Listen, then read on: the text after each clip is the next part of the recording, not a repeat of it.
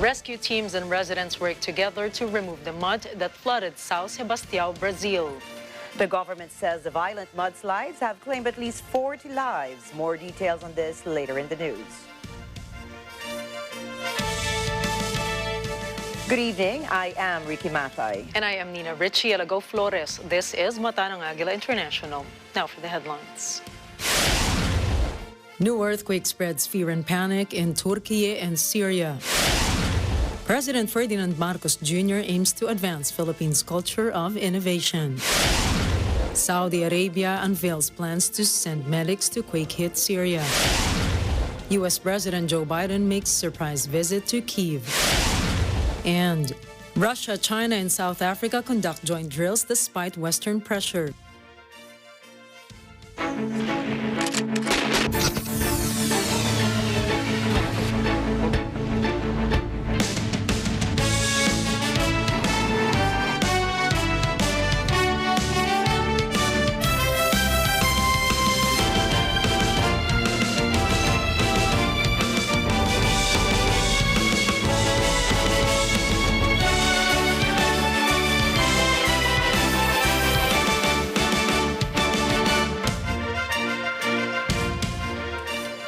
More panic in Turkey and northern Syria Monday evening as a new earthquake struck the region already destroyed by a quake 2 weeks ago. The 6.4 magnitude tremor struck about 8 in the evening local time. The latest shaker left at least 6 people dead in Turkey and hundreds injured. The tremors caused panic and raised clouds of dust in the already devastated region. Walls of damaged buildings came tumbling down. In Turkey, 6 people who had returned to try to get their belongings are trapped in a building that collapsed. Search and rescue efforts are underway. A short time after the quake, a 5.8 magnitude tremor followed. Since the February 6th quake in Turkey and northern Syria, there have been more than 6,000 aftershocks. The death toll in the calamity is more than 47,000. The death toll of Filipinos from the magnitude 7.8 earthquake that struck Turkey and Syria on February 6 has risen to 5. According to the Philippine Embassy in Turkey, the number increased when a Filipina and her 3 children were reported dead. The family of 4 was buried by the husband in accordance with his Turkish tradition. The embassy and the Department of Foreign Affairs expressed their condolences to the family of the deceased. On Saturday, February 18, the first Filipino who died in the earthquake was buried in Quezon Province.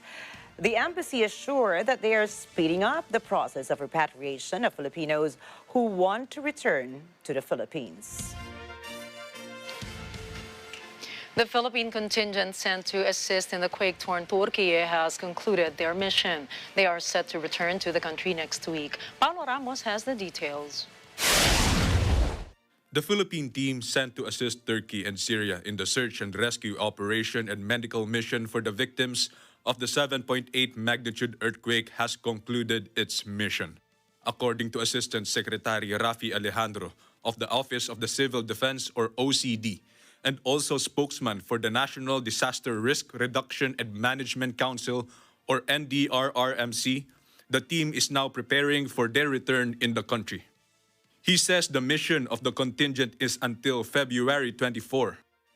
They are scheduled to return to the Philippines on March 1, 2023. Alejandro confirmed that as of Monday, February 20, the medical team had assisted 603 patients, while search and rescue teams have assessed 38 structures where 4 bodies were recovered. The OCD and the NDRRMC await President Ferdinand Marcos Jr.'s go signal if the country would send cash donations or non-food items to Syria. Paulo Ramos reporting for Mata ng Agila International. Trusted, connected, on point. The National Innovation Council met today and was presided by President Ferdinand Bongbong Marcos Jr. For details of the meeting, Nadine Aguilar has this report. President Ferdinand Marcos Jr. presided over the 4th meeting of the National Innovation Council or NIC today in Malacanang. The meeting discussed important details about the implementation of the Philippine Innovation Act. The agenda also included the selection of 7 NIC executive members for 2023 to 2026 from the private sector and the presentation of the National Innovation Agenda to the President.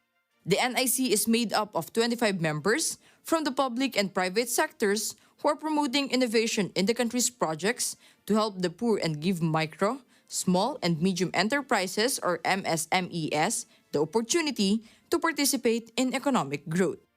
I am pleased to announce that the Council, which serves as the government's main coordinating body for innovation policies, as the government and is chaired by the President, has approved 6 executive members for 2023 to 2026, the remaining slot to be filled by a climate change expert. These members come from the ranks of businesses, entrepreneurs, academe, and the scientific community. We also presented to the President salient features of the Republic Act number 11293 or the Philippine Innovation Act, as well as updates on the formulation of the National Innovation Agenda and Strategy document. Press briefer Daphne Osenia Paez announced the appointments of new and additional officials of President Ferdinand Marcos Jr. to various offices, including the Office of the President, the Office of the Presidential Advisor on Peace, Reconciliation and Unity or OPAPRU, Department of Agriculture, Department of Environment and Natural Resources or DENR, Department of Finance, Department of Labor and Employment or DOLE, and Department of Trade and Industry. Sa ngayon, isa sa inaasikaso ay ang implementasyon ng Republic Act number 11293 or ang Philippine Innovation Act. President Marcos headed the 4th meeting of the National Innovation Council with the National Economic and Development Authority, or NEDA, the Department of Trade and Industry, or DTI, and the Department of Science and Technology, or DOST.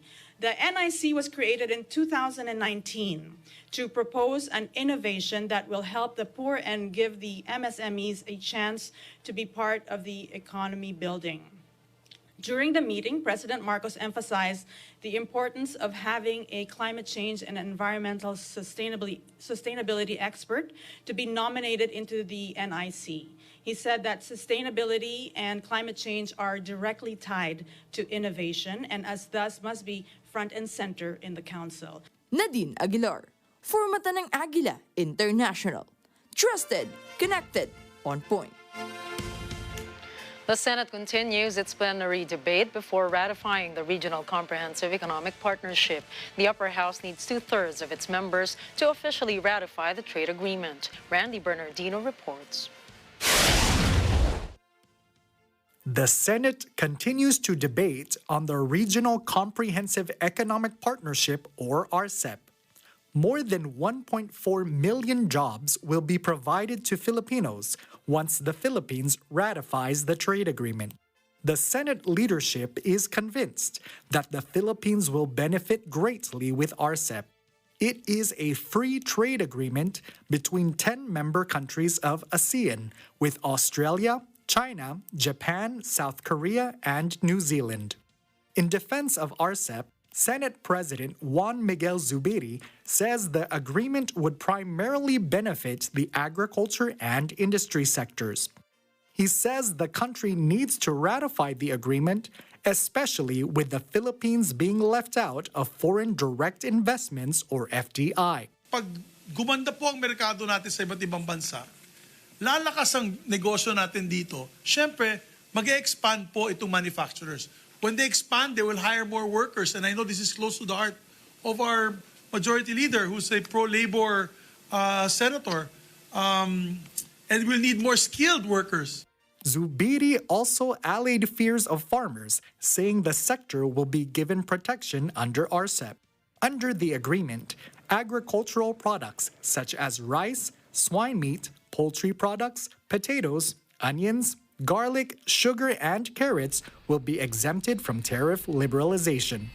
So we'd like to assure, Mr. President, our farmers that they will be protected as much as possible with existing trade rules and with all of the government's resources in terms of all these programs na binanggit ko, pati na rin Bureau of Customs para sa paghuli ng mga smugglers. But Senator Jinggoy Estrada says the country should study the position taken by India, who did not participate in RCEP in 2019.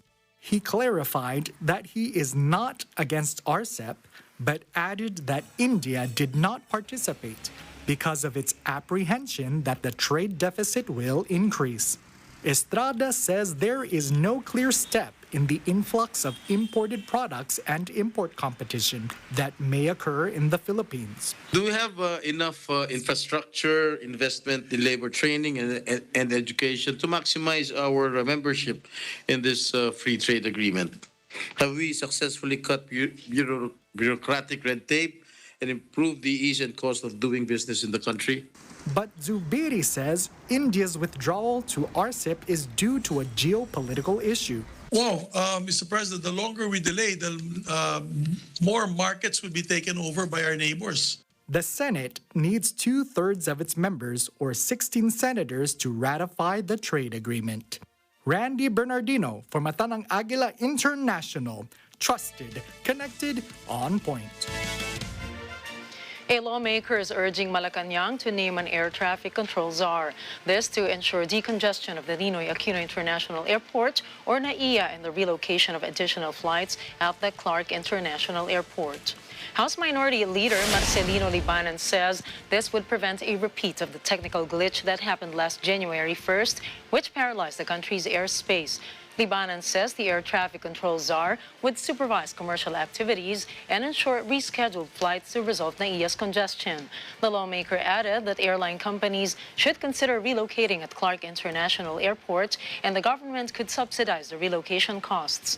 Libanan had earlier recommended relocating 50% of commercial flights to Clark International Airport before 2025.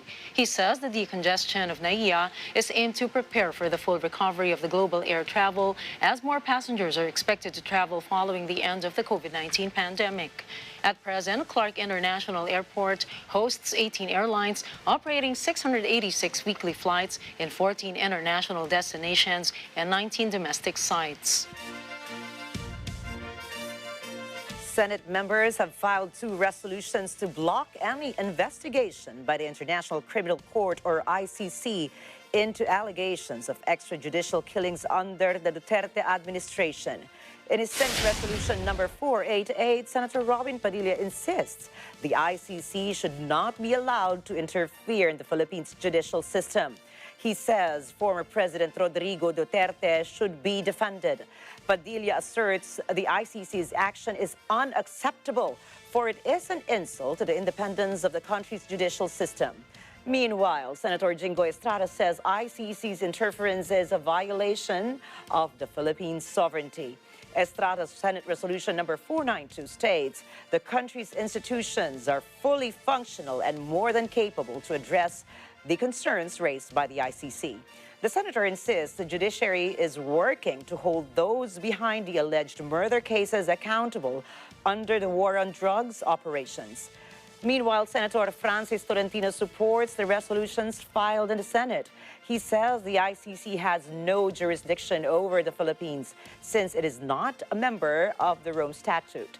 Senator Bongo has asked the public to defend the former president against the ICC. The Philippine National Police says the ambush on Lanao del Sur Governor Namintal Alonto Adyong may possibly be related to his heightened campaign against illegal drugs. Madeline Villar Moratillo has more details. Authorities are looking into the possibility of the heightened campaign against illegal drugs as the motive behind the ambush of Lanao del Sur Governor Mamintal Alonto Adyong's convoy. 4 of Adyong's companions died in the ambush, while the governor and another are both injured. In an interview with Philippine National Police Chief General Rodolfo Azurin at the 122nd founding anniversary of the Manila Police District, or MPD, he says that authorities are now investigating all possible persons of interest involved in the crime. The PNP chief added that authorities are also studying whether terrorist groups were involved in the ambush. Earlier, the PNP said that Adyong had not received any threats. Azurin called on elected officials to immediately report to police authorities if they received any threats on their lives. Meanwhile, despite the police's busy schedule, Azorin assured that the meeting of the five-man advisory group this week would push through. The advisory group is tasked to evaluate the courtesy resignation submitted by senior officials of the PNP. Madeline Villar Moratillo reporting for Mata ng Agila International. Trusted, connected, on point. Rescue teams began climbing an active volcano Tuesday in a very risky operation to reach the wreckage of a small plane that crashed over the weekend. 4 people, including 2 Australians, were on board the Cessna 340 aircraft. It went missing Saturday morning after taking off for Manila from Bicol International Airport in the central province of Albay, several kilometers from Mayon volcano. Civil aviation investigators on board a reconnaissance flight on Tuesday confirmed that wreckage spotted on the volcano over the weekend was the missing plane. It is not known if there are any survivors. Manila-based Energy Development Corporation said previously the missing plane belonged to the company. The Australians were technical consultants for the renewable energy company. Rain, clouds, and the risk of an eruption have hampered efforts to reach the crash site.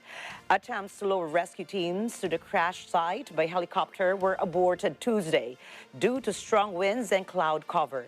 Instead, search and rescue teams, including veteran mountaineers, began making the steep climb on foot.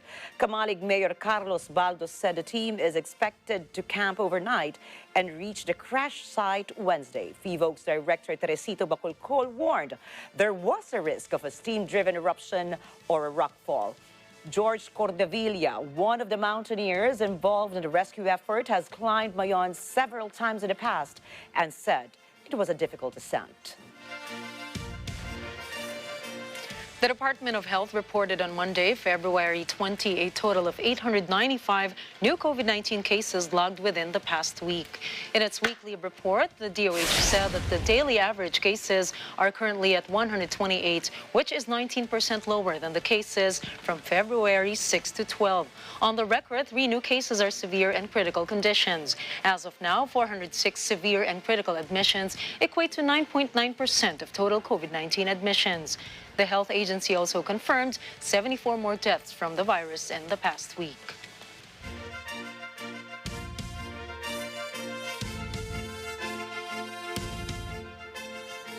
The Senate has ratified the Regional Comprehensive Economic Partnership, or RCEP. Sources say 20 senators favored the trade agreement, while 1 objected. Senator Amy Marcos abstained. Meanwhile, a senior economic official of the Marcos administration has allayed fears of some lawmakers with the ratification of the Regional Comprehensive Economic Partnership, or RCEP. Eden Santos reports. Lawmakers need not worry should the Regional Comprehensive Economic Partnership or RCEP be ratified.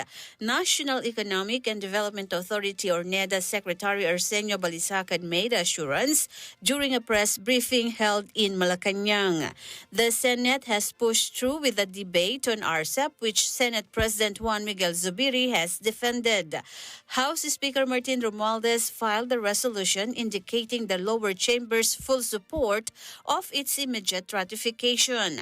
Balisacan emphasized the benefits in ratifying the RCEP, particularly in trade and investment. RCEP is a trade agreement among member states of the Association of Southeast Asian Nations or ASEAN and countries such as Australia, China, Japan, South Korea, and New Zealand. Under RCEP, trade policies will be eased and tariffs on products, services, investment, and e-commerce outside the country will be lowered or removed. The Philippines is the only country that has not completed ratification of the agreement. Balisacan added that the agriculture sector will also be protected under the agreement. Eden Santos reporting for Mata ng Agila International.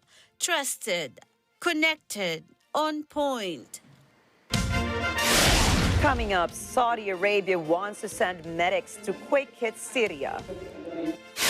Russia, China, and South Africa conduct joint drills despite pressure from the West. And Bangladesh government orders the closure of an opposition newspaper. Mata ng Agila International will be back after a short break.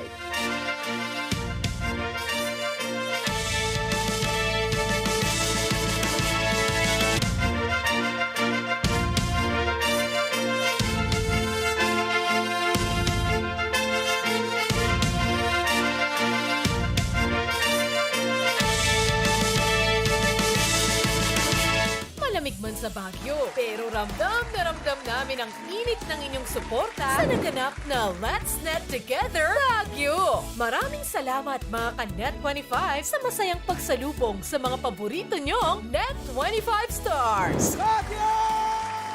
Kamusta kayo naman? Malapakan! Makinet together sa sayawan. Makinet together sa kantahan. At makinet together sa kasiyahan. Not a game! Watch Let's Net Together Baguio ngayong February 25, 2023, 9 p.m. dito sa Net25.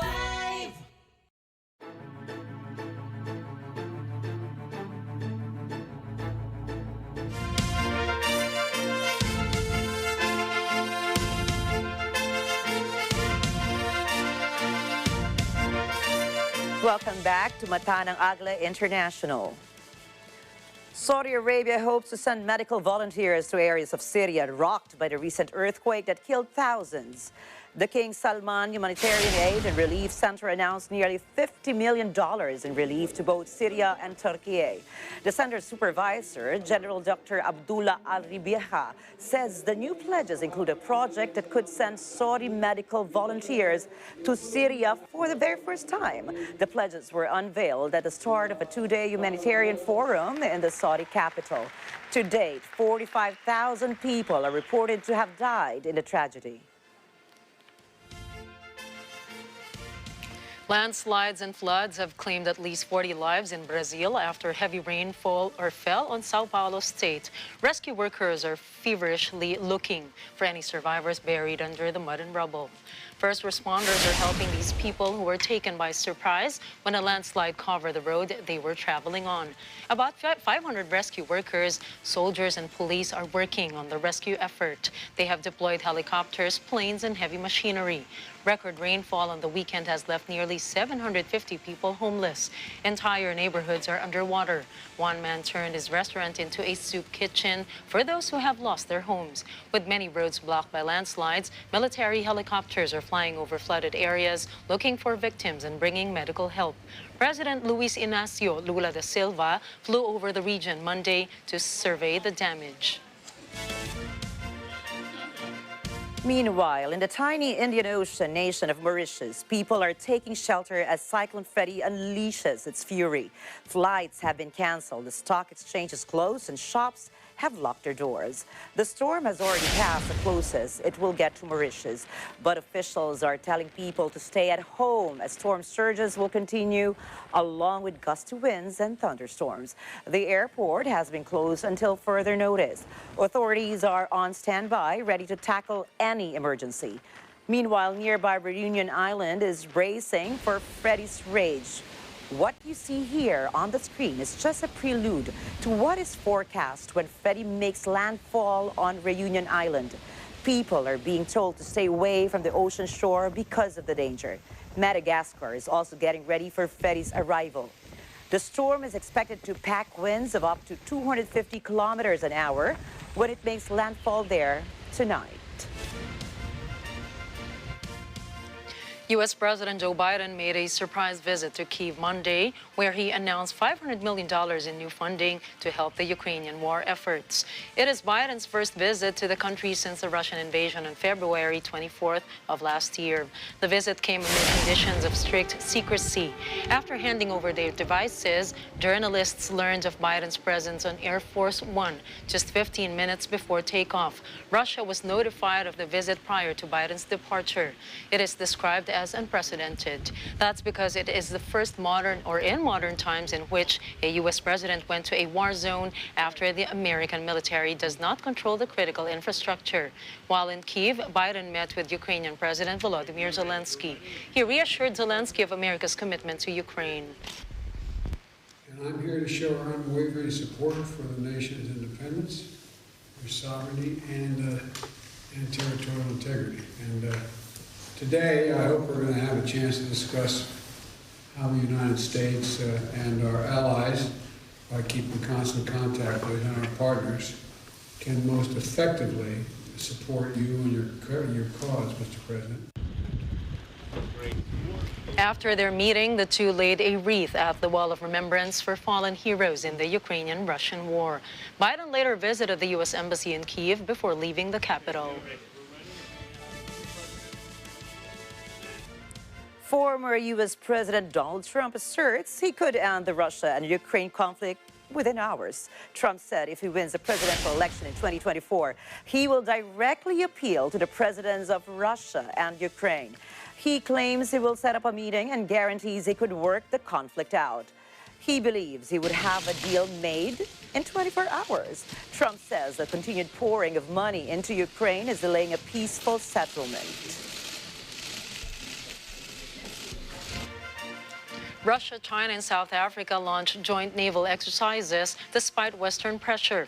The move has also fueled domestic criticism and fears as the drills may endanger important relations with the West. RT correspondent Anna Konashenko tells us more. Military exercises continue in the Indian Ocean, in which the navies of Russia, China and South Africa are taking part.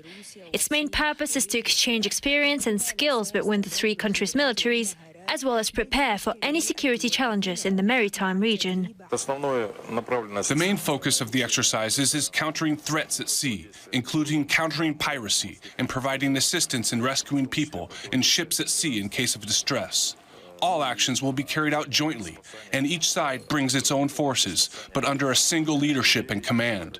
The most important Russian ship participating in the maneuvers is the Admiral Gorshkov frigate, which is equipped with the latest Zircon hypersonic missiles.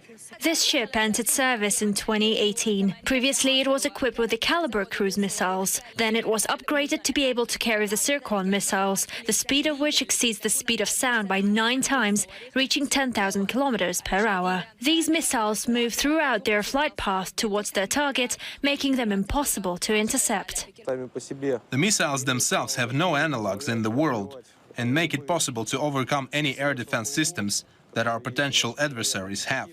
Their range of application allows the ship to be at a safe distance from the enemy. Western countries do not miss the opportunity to express accusations and criticism against the participants in the maneuvers, especially the host country. The Ministry of Defense of South Africa, in response to this, confirms its right to build foreign relations in accordance with its national interests as an independent and sovereign country. Anna Konashenko, RT, Durban, South Africa. Wagner soldiers say Ukraine is losing troops and positions, even with foreign mercenaries and weapons. RT correspondent Igor Zhadanov files this report.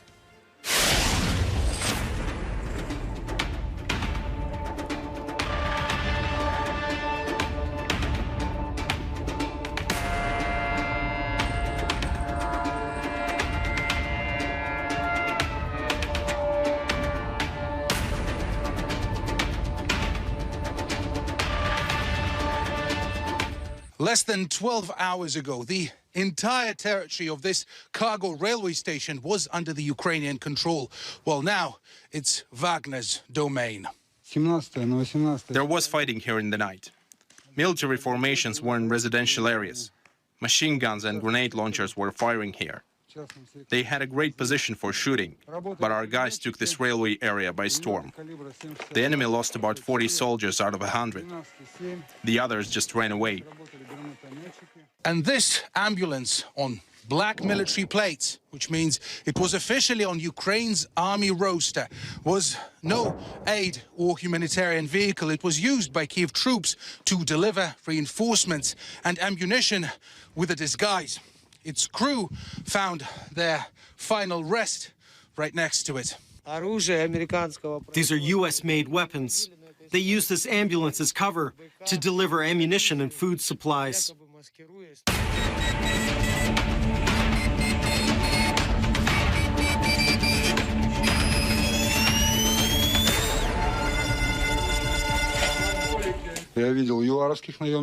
I saw mercenaries from South Africa here. I saw U.S. instructors, Germans, Polish, Ukrainians from the Aidar and Azov battalions, as well as the Ukrainian paratrooper brigade. There was a strong group here, made up of all they've got. They didn't want to give up Artyomovsk. The road we cut off was very important for them. They were using it to deliver ammunition and food. But now that road is no more, as well as those mercenaries. Well, now you have to brace yourself for some truly gruesome images. The defensive lines here in this building were held by UK mercenaries. This is one of them, or what's left of one of them, as they try to deliver first aid. They clearly failed. Close-quarter combat is what Wagner excels in. The fighter who was among those who stormed this building shares with me what kind of resistance they had to overwhelm. Yes. Machine gunners held up defenses in every stage here. They were even shooting in corridors. It didn't help them, though. Our guys know what to do. They entered the building the right way and covered each other.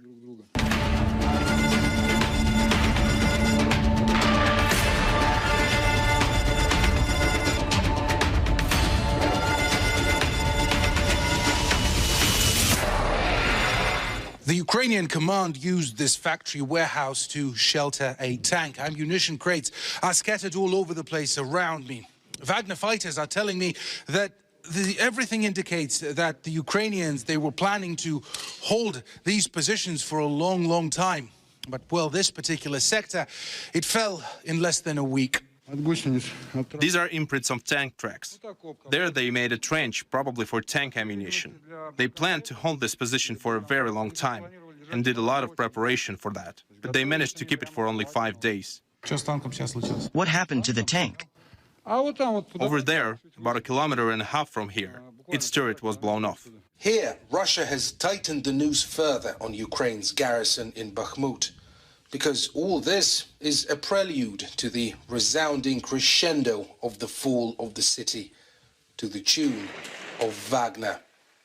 Amir Gazdanov reporting from the Donbass, RT. China's foreign minister says Beijing is deeply concerned about the conflict in Ukraine. Qin Gang says the conflict is intensifying and even getting out of control. Qin says China will work with the international community to promote dialogue and consultation. He says Beijing wants to address the concerns of all parties and seek common security. He adds China will continue to promote peace talks. Qin also urged countries to stop spreading rumors about China's involvement, a clear reference to U.S. claims that Beijing may be considering sending arms to Russia. China has said it will publish a proposal this week aimed at finding a political solution to the Ukraine crisis. President Tsai Ing-wen says to curb authoritarian expansionism, Taiwan will boost military exchanges with the United States. Tsai's statements come after convening with a U.S. delegation at her office in Taipei. However, she did not provide further details on what the future exchanges might entail. The U.S. also intends to continue building economic partnerships and technology with Taiwan. Meanwhile, China has accused Taiwanese leaders of provocation. Chinese Foreign Ministry spokesperson Wang Wenbin asserts any scheme relying on foreign forces to undermine cross-strait relations will never succeed. The only newspaper of the main opposition party in Bangladesh has been shut down, stoking fears about media freedom in the South Asian nation. Journalists working for the paper responded by demonstrating on the streets of Dhaka. The broadsheet Bengali language newspaper has been the voice of the Bangladesh Nationalist Party for more than 3 decades. It employed hundreds of journalists and press workers. 2 Dhaka-based journalists' unions call the closure a repression of opposition voices. The paper covers stories that mainstream newspapers ignore. Most of those outlets are controlled by pro-government business people. The newspaper had been ordered to stop printing in December, but it continued to publish until a court appeal was heard. On Sunday, a judge rejected that appeal. The presses stopped running Monday. Last month, the Bangladesh government also ordered the closure of 191 websites it accuses of publishing anti-state news. Up next, U.S. art fair visitor accidentally smashes a $42,000 sculpture. Israel Parliament passes a judicial reform bill on first reading. And most baby formula health claims are not backed by science. Do stay tuned. Mata ng Agila International will return with more global news.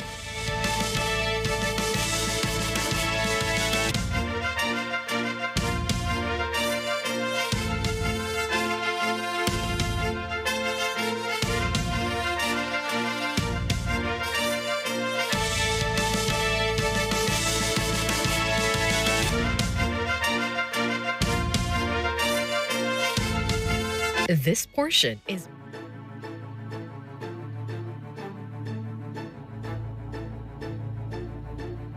Auntie?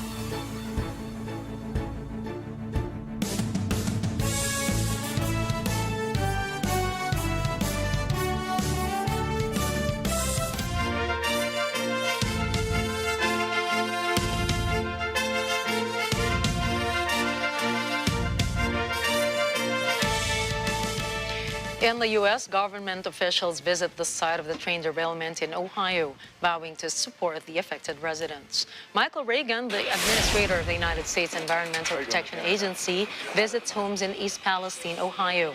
This after a cargo train derailed and sparked a massive fire. The EPA chief assured the community that authorities are working on their behalf. They're going to hold Norfolk Southern accountable, and I can promise you that. From the very beginning, EPA personnel have been on site, supporting local and state partners as they've led emergency response efforts. We've had boots on the ground, leading robust air quality testing, including the Advanced Technological Aspect Plane and a mobile analytical laboratory in and around East Palestine. Meanwhile, Lieutenant Governor John Husted posted a video on Twitter of himself alongside East Palestine Fire Chief Keith Drabick, Police Chief James Brown, and Mayor Trent Conaway drinking glasses of water together. He tweeted that the water is safe and they are working around the clock to keep it that way. An art collector visiting a contemporary art fair accidentally toppled over a small glass sculpture by renowned artist Jeff Koons. It is now shattered into pieces. The shiny blue sculpture is one of Koons's famous balloon dog series. It was valued at $42,000. The American artist is known for his sculptures of everyday objects. One of his most popular works is the orange balloon dog that broke records 7 years ago. That one sold for $52 million US. That piece to date is the most expensive artwork by a living artist.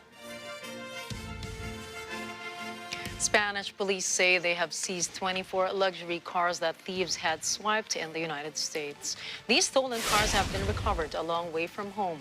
Police discovered the Hot Wheels at a southern port. They include Porsches, Cadillacs, high-end Jeeps, and Aston Martins. It's believed the vehicles were ultimately bound for Africa. Police say they were found in containers that arrived on different days last month. The 24 vehicles are worth an estimated $2.1 million. The vehicles have since been returned to the United States. Interpol says stolen vehicles are often trafficked to finance criminal activities ranging from drug trafficking, arms dealing, and human smuggling. Thousands of people from all over Europe gathered in Brussels Monday to protest against Iran. This as Europe imposed new sanctions against the Middle Eastern country. The new sanctions target 32 individuals and 2 entities. They are largely aimed at politicians, judicial officials, and prison authorities. The demonstrations took place outside the EU headquarters in Brussels as the bloc's foreign ministers met. Protesters waved Iran's monarchist-era flag. They called on the bloc to impose even tougher measures on the ruling Revolutionary Guard. Those targeted by the latest sanctions are accused of involvement in the repression of dissidents. Iran has been rocked with nationwide protests since last September following the death of 22-year-old Mahsa Amini. She died after being arrested by Iran's morality police for a dress code violation. At least 14,000 people have been arrested in the wave of protests. 4 of them have been executed for their role in the unrest. The Israeli parliament backed by a key part of a controversial judicial overhaul at first reading today. This despite protests across the country against a bill critics see as a threat to democracy. Lawmakers voted 63 to 47 to give more weight to the government in the committee that selects judges. The reform also denies courts the right to rule on legislation they deem in conflict with the so-called basic laws in Israel's quasi-constitution. Prior to the passage, it was a chaotic scene in Israel's parliament on Monday. Opposition lawmakers disrupted things by waving Israeli flags. Chaos erupted during the proceedings. Security officials immediately intervened. They yanked the flags from the hands of opposition members. Some opposition lawmakers left. Others were escorted out by security. Meanwhile, outside tens of thousands of demonstrators filled the streets of Jerusalem, angered by the reforms. They came from across the country. Local media estimated the crowd at 30,000. Police guarded barriers to prevent people from reaching parliament. In Tel Aviv, about 4,000 protesters rallied. Police there arrested 8 people for breaching public order and disobeying instructions. Protesters say the changes will end democracy and cancel the courts. The reforms would allow Parliament to overrule any Supreme Court decision by a simple majority. It will also give lawmakers more power over the appointment of judges.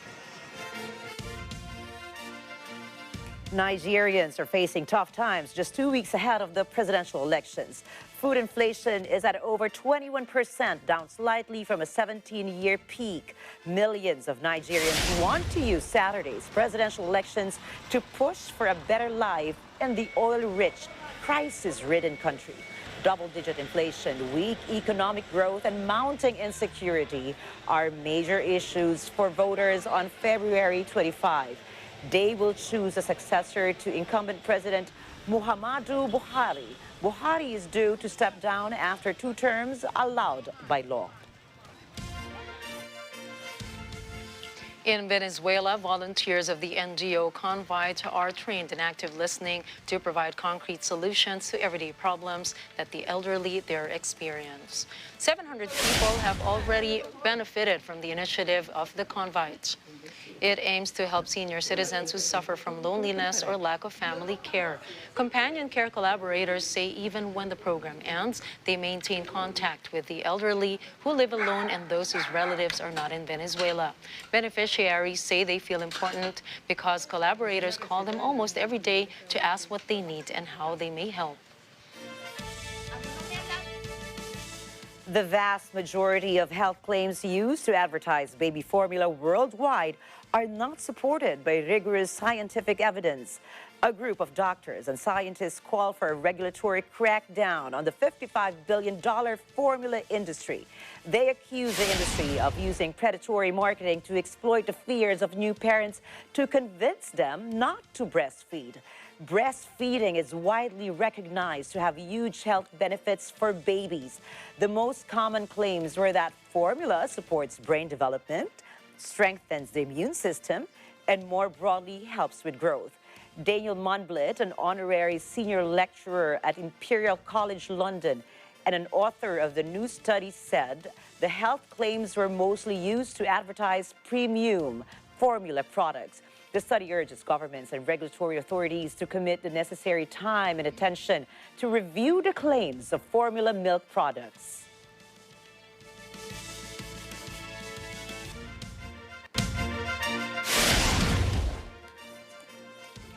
Coming right up, Tesla recalls U.S. vehicles over full self-driving software. Ghana soccer player Christian Atsu dies in Turkey earthquake. And Philippine tourist destinations are nominated at 2023 World Travel Awards.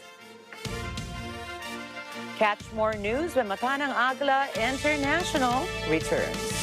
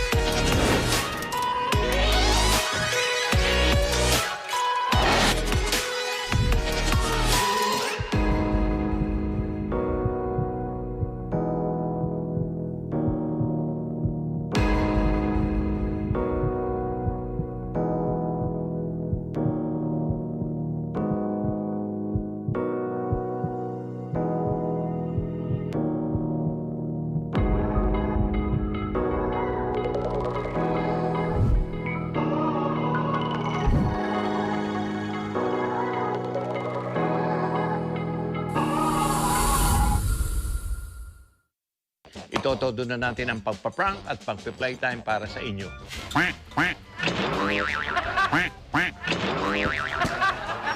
Gusto lang namin malaman kung ano po masasabi nyo. Ay, patas po.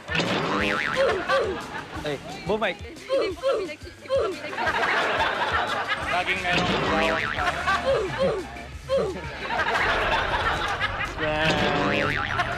Testing nyo, Nay.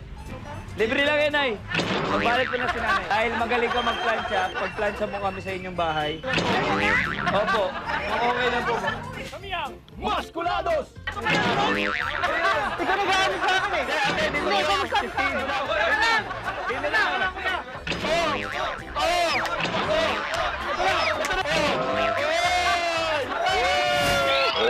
no! It's Biro only!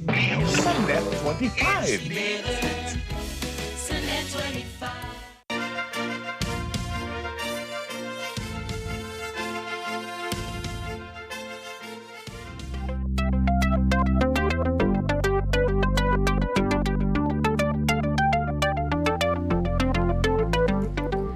A university in London is using 3D printers to prevent the extinction of exotic and native languages.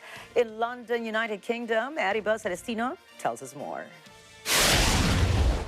A collaborative project between academics from University College London's Anthropology and Architecture departments seeks to bring endangered or threatened languages to life as 3D objects.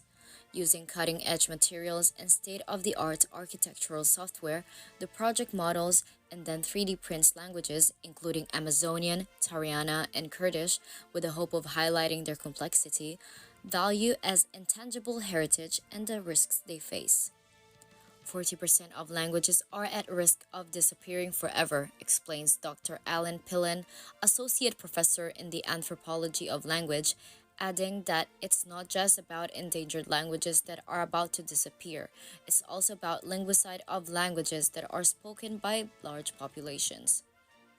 The project focuses on a single grammatical system known as evidentiality that features heavily in Native American, Amazonian, and Aboriginal languages.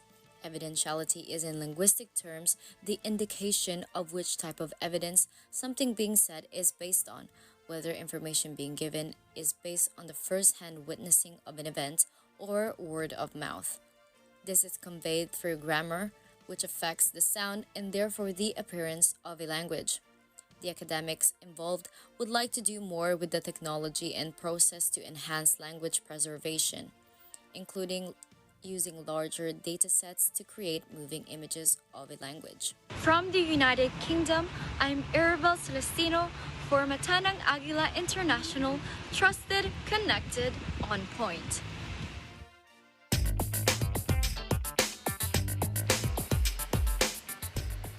Tesla will recall more than 320,000 vehicles to update its full self-driving or FSD beta software for 4 different models.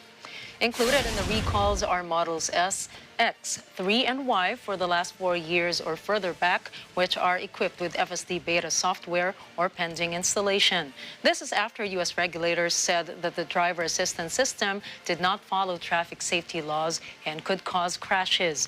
The National Highway Traffic Safety Administration said that Tesla software allows a vehicle to exceed speed limits. The vehicles could travel through intersections in an unlawful or unpredictable manner, increasing the risk of a crash. The recall comes less than 2 weeks before the company's March 1 Investor Day. This is when Elon Musk is expected to promote the EV maker's artificial intelligence capability and plans to expand its vehicle lineup. Tesla could be or could not be reached for comment, but Musk tweeted that the word recall for an over-the-air software update is anachronistic and just flat out wrong.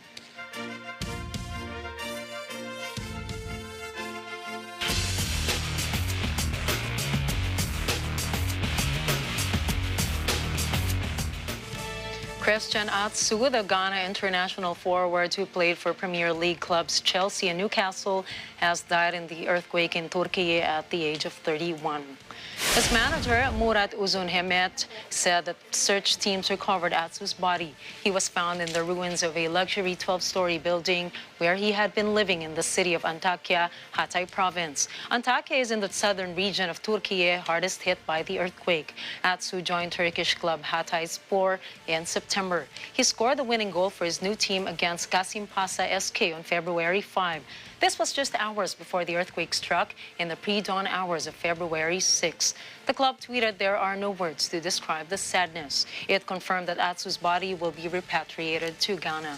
Ghana President Nana Akufo-Addo posted a photo of Atsu on his official Twitter account. He wrote, "Ghana football has lost one of its finest personnel and ambassadors, one who will be difficult to replace."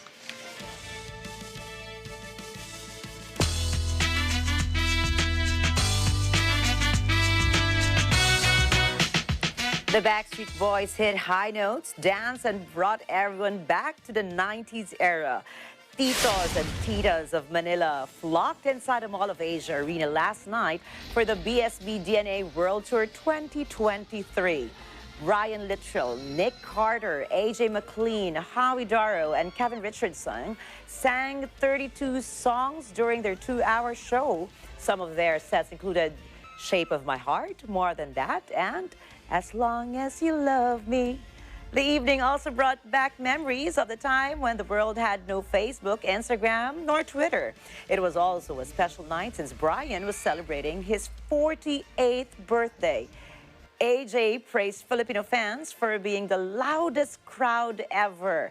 Indeed, it was like the arena was a videoke session of BSB songs. The fans went wild when Kevin and Howie spoke Tagalog. Nick and the boys all did an a cappella song. Their voices reminded Filipino fans why the Backstreet Boys remain popular up to this day. They can harmonize and dance perfectly well together. The Titos and Titas of Manila went home perfectly happy as they relived songs of their hearts. The city of Caloocan celebrates its 61st founding anniversary with a pageant competition. Cés Alvarez tells us more. The city government of Caloocan held a pre-pageant night of Miss Caloocan 2023 in line with the city's 61st founding anniversary at the Diamond Hotel, Manila last Saturday, February 18. A total of 22 equally beautiful candidates vied for the coveted crown. The pre-pageant activity showcased the talents and advocacies of the ladies who were part of the competition. They flaunted their skills in singing, dancing, performative arts, sports, and played different kinds of instruments. I wanted to be the rightful owner to represent Caloocan City on the bigger stage. So it's either Binibining Pilipinas, Miss Universe. I wanted my sash to be Caloocan City. So yung learning kasi dito is totally different when it comes to hosting. To hosting, you just need to be yourself. You just need to entertain your audience. Here in pageantry, you have to be firm. You have to be a beauty queen. According to the management of the local beauty pageant, they believe that this kind of activity will have a big impact to expand other branches of tourism in the area. This pageant, Miss Caloocan 2023, will help boost our tourism in the city. Second, it's also a platform for all women out there to voice out their advocacies.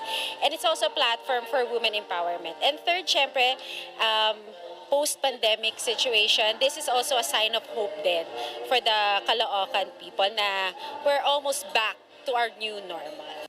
The coronation night of Miss Caloocan 2023 will be held on February 25 at the Caloocan Sports Complex, Barangay 171. Cés Alvarez for Mata ng Agila International. Trusted, connected, on point.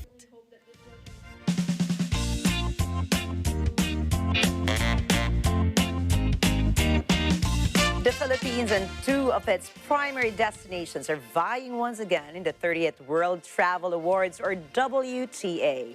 The Department of Tourism, ODOT, has announced the country's participation as Asia's leading beach destination after it bagged the same category last September 2022. The country is also nominated for Asia's leading dive destination award, which the Philippines earned for 4 consecutive years from 2019 all the way to 2022. Tourism Secretary Cristina Frasco says she is elated to know that the country is among the nominees for the 30th anniversary of the WTA. Cebu was also nominated as Asia's leading wedding destination, while Intramuros will vie for Asia's leading tourist attraction after it got the same award last year.